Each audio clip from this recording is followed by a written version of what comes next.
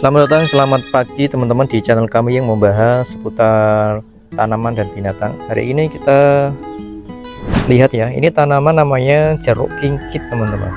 Warnanya kalau sudah matang merah merona seperti ini ya, berduri.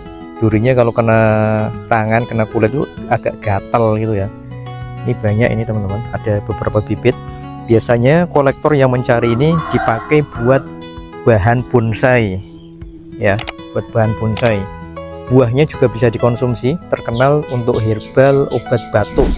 Rasanya manis, ada rasa mintnya. Ini kalau yang belum matang warna hijau.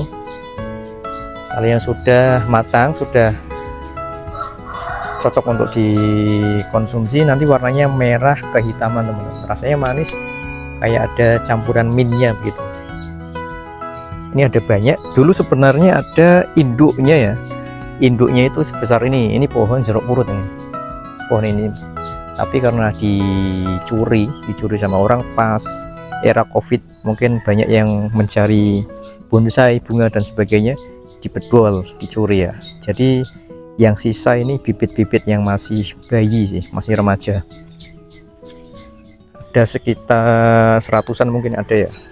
Ini teman-teman, ini nanti pengolahannya bisa dibuat dicampur dengan air panas, diseduh gitu. Bisa juga ditambahkan dengan madu ya, untuk kebutuhan obat batuk dan yang lainnya cocok pakai ini teman-teman. Begitu ya, cukup singkat di video hari ini. Terima kasih yang sudah menyimak. Nanti di video yang akan datang kita praktekkan ya cara mengolah, mengkonsumsi dari buah jeruk kingkit ini.